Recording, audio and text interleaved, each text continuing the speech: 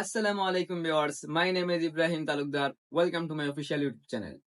So guys, আজকে আপনাদের সামনে আমি একজন ব্যক্তি নিয়ে কথা কইতাম আইরাম। So recently তাই সবার কাছে খুব বেশি জনপ্রিয়, বিশেষ করে টিকটকের মাধ্যমে আর ফেসবুকের মাধ্যমে।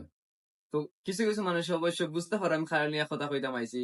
তিনি আসলে না, তিনি আমরা সবার প্রিয় টিকটক হুজুরও হওয়া যায় মোহাম্মদ আবু আব্দুল্লাহ মোহাম্মদ ভাই।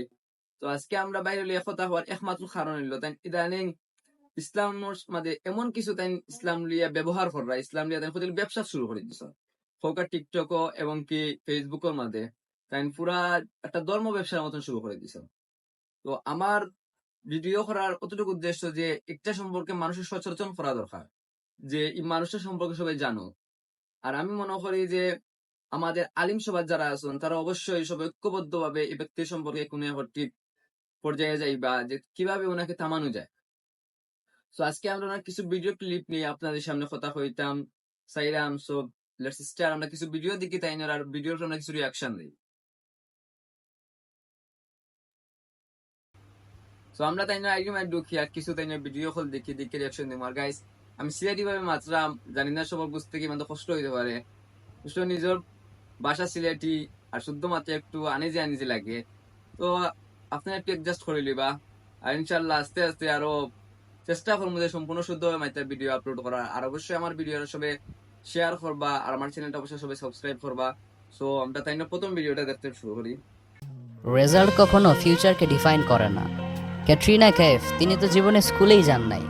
মিস ইউনিভার্স ঐশ্বরিয়া রায়, কারিনা কাপুর, দীপিকা পাডুকোন, তারা সবাই কলেজ ড্রপ আউট। যদি হুজুর এখানে যেজন নায়িকার কথা বললেন, আমার মনে হয় আমি নিজেও তো নায়িকার নাম জানি বলে আমার মনে হয় না, এবং কি কোন জেনারেল লাইনের স্টুডেন্ট বাইরেও মনে হয় নায়িকার নাম জানে না। উনি একজন আলিম হয়ে যতজন নায়িকার নাম বললেন, কি কি যেন বললেন, রেজাল্ট কখনো ফিউচারকে ডিফাইন করে না। ক্যাটরিনা কাইফ, তিনি তো জীবনে স্কুলেই যান নাই। ক্যাটরিনা কাইফ যিনি কখনো স্কুলে যান না, একজন আলিম হয়ে তিনি জানেন যে ক্যাটরিনা কাইফ সম্পর্কে ওনার সম্পূর্ণ ধারণা আছে। ওনার কথা থেকে বোঝা যায়। Miss universe Aishwarya Rai, Kareena Kapoor, Deepika Padukone. দীপিকা পাডুকোন আমি জানি না, আপনারা এতদিন সবাই যে দীপিকা পাডুকোন যার একটা নাম আছে আপনারা জানতে বলে, আমার নিজেরও কখনো আমি শুনি নাই। আজকে জনাব হুজুরের মুখে আমি ফার্স্ট টাইম শুনলাম। হুজুর খুব ভালো ওদের সম্পর্কে স্টাডি করা যায়, হুজুরের কথা শুনে যতটুকু মনে হচ্ছে। সবাই কলেজ ড্রপ আউট। যদিও তাদের প্রফেশনকে আমি পার্সোনালি সাপোর্ট করি না, বাট দুনিয়াবি ক্ষেত্রে যেহেতু তারা সাকসেসফুল, এজন্য তাদের এক্সাম্পলটা আমি দিলাম। এনিওয়ে, এখানে একটা কথা, যিনি বলতেছেন উনি দুনিয়াবি ভাবে সাকসেসফুল, ওরা কেউ কিন্তু সাকসেসফুল না। আমাদের ধর্মের দিক দিয়ে বলেন আর এমনি সামাজিক দিক দিয়ে বলেন, কোনো দিক দিয়ে কিন্তু ওরা সাকসেসফুল না। সাকসেসফুল তো সেই ব্যক্তি যে তার ধর্মের আচার রীতি মেনে যে চলে, সে তো সাকসেসফুল। উনি কোন দিক দিয়ে সাকসেসফুল দেখলেন, আমার তো কিছুই মনে হয় না। উনি কিন্তু আবার স্টুডেন্ট ভাইদেরকে মোটিভেট করতেছেন, যে কদিন আগে এসএসসি পরীক্ষার রেজাল্ট দিছে না, যে সব ভাইয়েরা কি বোনেরা উত্তীর্ণ হতে পারে নাই, তাদের সম্পর্কে উনি কথা বলেন, তাদেরকে সান্ত্বনা দেওয়ার জন্য কথাগুলা বললেন, যে একটা রেজাল্ট কার ভবিষ্যৎ নির্ধারণ করতে পারে না। যেমন ক্যাটরিনা কাইফ যে স্কুলে না গিয়েও মডেল হয়েছেন, এইসব আর কি। আরো আমরা শুনি দেখি। বর্তমান বিশ্বের সবচেয়ে ধনী ব্যক্তি এলন মাস্ক, তিনি কিন্তু ভালো স্টুডেন্ট ছিলেন না। বিল গেটস, যিনি মাইক্রোসফট কোম্পানির CEO, college drop out. Steve Jobs, Apple কোম্পানির CEO, college drop out. Even বিশ্ববিখ্যাত সায়েন্টিস্ট স্যার আলবার্ট আইনস্টাইন, তিনিও কিন্তু ছোটবেলায় খুবই উইক স্টুডেন্ট ছিলেন, বাট পরবর্তীতে তিনি হয়েছিলেন বিশ্ববিখ্যাত সায়েন্টিস্ট। সুবহানাল্লাহ পড়েন। সবাই সুবহানাল্লাহ পড়েন। এতজন নাস্তিকের নাম, তারপরে বিধর্মীদের নাম, ওরা এই করেছে সেই করেছে শুনে অবশ্যই আপনাদের সুবহানাল্লাহ বলা দরকার, হুজুরকে সেলুট জানানো দরকার। আস্তাগফিরুল্লাহ, আল্লাহ মাফ করেন আমাদেরকে। আর সবাই একটি জিনিস লক্ষ্য করছেন কি, যে ওনার ভিডিওর যে ব্যাকগ্রাউন্ড মিউজিকটা, এই মিউজিকটা সম্ভবত এই গানটা হবে যে তুজমে রাব দেখতা হে, সম্ভবত এই গানের মিউজিক। এই গানের কতটুকু যে একটা খারাপ, এই ভাষাটাকে আমরা সবাই জানি, এই লাইনটা কতটুকু খারাপ, মানে একজন ব্যক্তিকে রবের সাথে তুলনা করা, এটা অবশ্যই শিরকি একটি কাজ।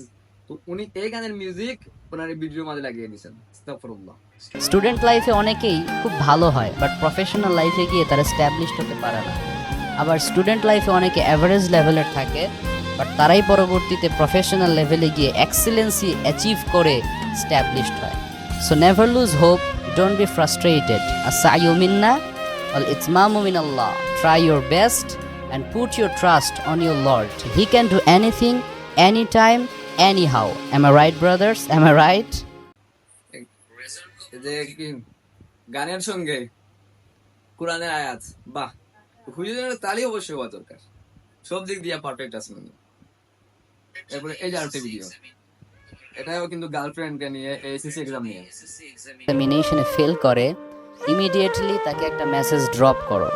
সে যেন স্ট্রেট ফরওয়ার্ড তার বাবাকে বলে, ড্যাডি আমার দ্বারা আর পড়াশোনা হবে না, একটা ছেলেকে আমি অনেক লাইক করি, তার সাথে বিয়ে দিয়ে দাও, সুখের সংসার করি। সুবহানাল্লাহ পড়েন। আস্তাগফিরুল্লাহ, সবাই সুবহানাল্লাহ বলেন, কিন্তু আমি তো আস্তাগফিরুল্লাহ পড়লাম কেন? ওনার যে কথা ভাই, এটা শুনে কিছুতেই সুবহানাল্লাহ দিয়ে আসবে না। দি ইজিয়েস্ট সলিউশন। আরে ভাই, 50 to 60 ইয়ার্সের ছোট্ট এই যে একটা লাইফ, এর অর্ধেকটাই যদি জাস্ট সোশ্যাল স্ট্যান্ডার্ড মেনটেনের জন্য অনিচ্ছা সত্ত্বেও কনভেনশনাল এডুকেশনের পেছনে ওয়েস্ট করা হয়, তাহলে লাইফটা এনজয় করব কখন? পড়াশোনার ব্যাপারে কেউ যদি সিনসিয়ার হয়, that's a different matter. Otherwise over pressurise করে প্রত্যেককে হুজুরের কথা শুনে যদি মনে হলো, ভাই বিশ্বাস করেন, কেউ নিজের বাবার কাছে কিভাবে বললেন না, একটাও কিন্তু জুতার বাড়ি নিচে পড়বে না তখন। উনি বলতেছেন গার্লফ্রেন্ডকে মেসেজ ড্রপ করা, তারপরে জানেন গার্লফ্রেন্ডটাই সম্পূর্ণ হারাম, সেগুলো মেসেজ থেকে দেওয়া আসবে। অবশ্যই যদি কেউ বিয়ে করতে চায়, কারোর যদি পছন্দ থাকে, ফ্যামিলি ভাবে প্রস্তাব পাঠায়, এটা কিন্তু ইসলামের জায়েজ আছে। কিন্তু উনি যেভাবে বলছেন, ইসলাম কখন সমর্থন করে না।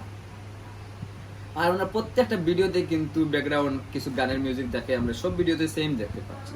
আমরা পরে ভিডিওতে দেখি ইন্না মাআল উসরি ইউসরা। আল্লাহ বলেছেন, বান্দা, never lose hope, don't be sad, don't be frustrated.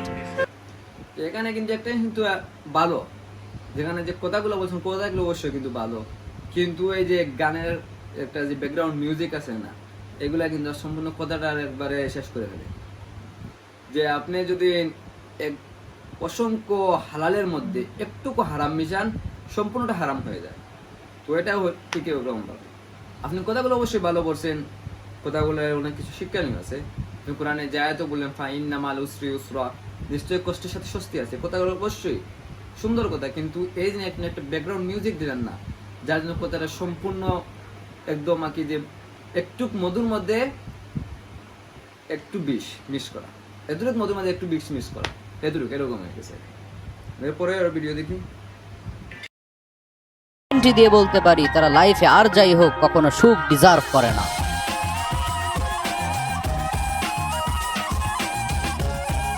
এই ভিডিওতে মিউজিক, জুনার একটি ভিডিও খুঁজে পাবেন না আপনি যে ভিডিওতে মিউজিক নেই, প্রত্যেকটি ভিডিওতে মিউজিক, তাও হারাম মিউজিক।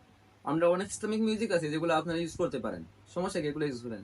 কিন্তু ওনার মূল উদ্দেশ্য এটা না। ওনার উদ্দেশ্য হচ্ছে যে ধর্মকে পুঁজি করে কিভাবে ভাইরাল হওয়া যায়।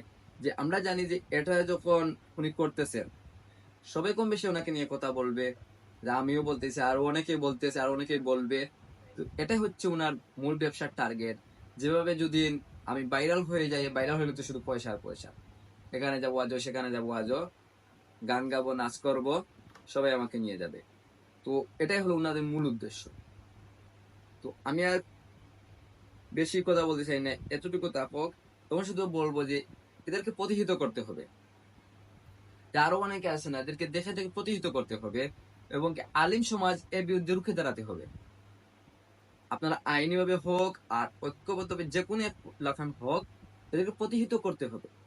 ওরা কিন্তু ইসলামের অনেক ক্ষতি করতেছে, এবং ইসলামকে অনেক একটু ভিন্নভাবে রিপ্রেজেন্ট করতেছে, যেটা আমাদের ধর্মের উপর ইফেক্ট করতেছে।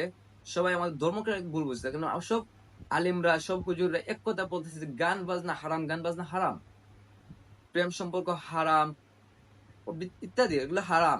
কিন্তু উনি এমন ভাবে এগুলোকে প্রমোট করতেছে যে অন্য ধর্মের লোকেরা বলবে যে না, এগুলো তো হালাল, ও তো আমাদের ধর্ম সম্পর্কে জানে না। যখন আপনি ওকে জিজ্ঞেস করবেন যে কিভাবে বুঝলে তুমি এটা যে এটা হারাম, তখন এ বলবে এই যে এই লোক তো প্রমাণ। উনি তো একজন আলিম, ওনার মুখে সুন্নতের দাড়ি আছে, মাথা সুন্নতের টুপি আছে, গায়ে সুন্নতের জামা আছে, তো অবশ্যই একজন আলিম। আলিমের মতো গেট আপ, আলিমের মতো কথা বলতেছেন, কোরআন আয়াতের রেফারেন্স দিচ্ছেন, একজন আলিম না। তো এভাবে কিন্তু ভিন্ন ধর্মীরা আমাদের মুসলিম ধর্মটাকে, আমাদের ধর্মটাকে কিন্তু খারাপ ভাবে বুঝতেছে, খারাপ উপস্থাপিত হচ্ছে তাদের কাছে। তো অবশ্যই আমি মনে করি এদের বিরুদ্ধে রুখে দাঁড়াতে হবে, এদেরকে প্রতিহিত করতে হবে। সো আজকে আমার ভিডিও এতটুকু পর্যন্ত।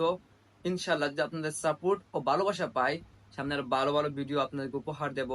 সো ভালো থাকেন, আমার জন্য দোয়া করবেন, আর অবশ্যই আমার চ্যানেলটা সাবস্ক্রাইব করবেন। আর যদি আমার কথাবার্তায় কোনো ভুল ত্রুটি হয়ে থাকে অবশ্যই আমাকে মাফ করে দিবেন।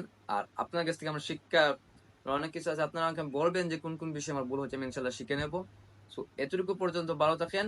আসসালামু আলাইকুম ওয়া রাহমাতুল্লাহি ওয়া বারাকাতুহু।